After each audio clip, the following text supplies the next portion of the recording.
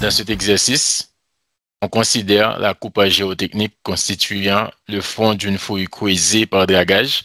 On suppose que les couches d'argile ont le même poids volumique, gamma égale à 20 kN par mètre cube. La mesure de la pression interstitielle à la base de la couche d'argile numéro 3 a fourni la valeur de UD égale à 270 kPa. La première question, c'est vérifier que les couches d'argile sont le siège d'un écoulement vertical. On supposera qu'il est permanent. Donc, on a déjà terminé avec cette question. Pour la deuxième question, déterminer les valeurs de la charge hydraulique et de la pression interstitielle au point A, B, C et D. Dans l'exercice, on nous a donné les points A, B, C et D. On nous a donné les hauteurs de chaque couche. 3 mètres pour argile numéro 1, 4 mètres pour argile numéro 2 et 10 mètres pour argile numéro 3.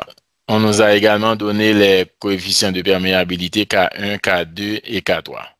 L'écoulement est vertical, il est perpendiculaire à la stratification, comme vous voyez ici. L'écoulement traverse les différentes couches. Le débit qui va traverser le sol en amont sera le même débit qui va se retrouver en aval ici. Et puisqu'on va considérer que le milieu est homogène, normalement, le débit qui va rentrer à la tête de l'argile, ce débit-là va rester le même partout à n'importe quel point du sol dans les différentes couches jusqu'à ce qu'on va recueillir en aval ce même débit ici.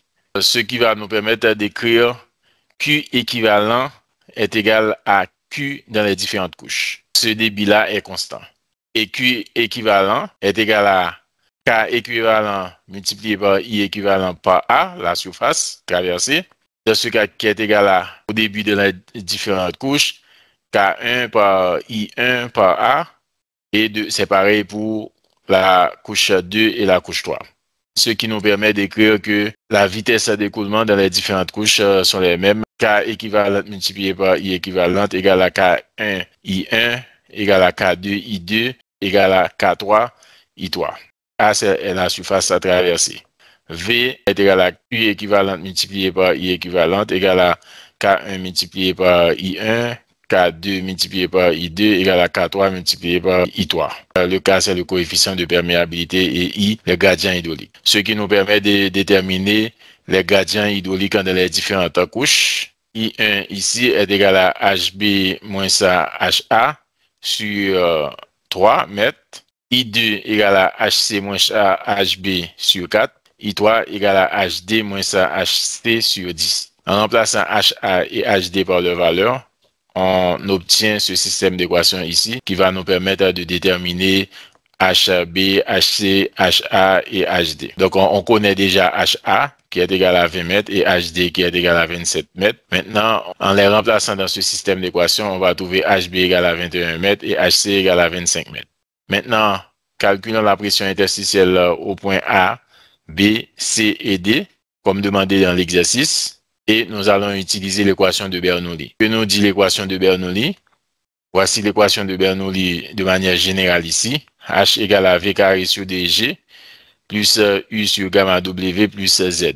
Dans le cas des écoulements d'eau dans les milieux poreux, comme les sols, les vitesses d'écoulement sont faibles. Et le terme correspondant peut être négligé. Cette partie-là va être négligée.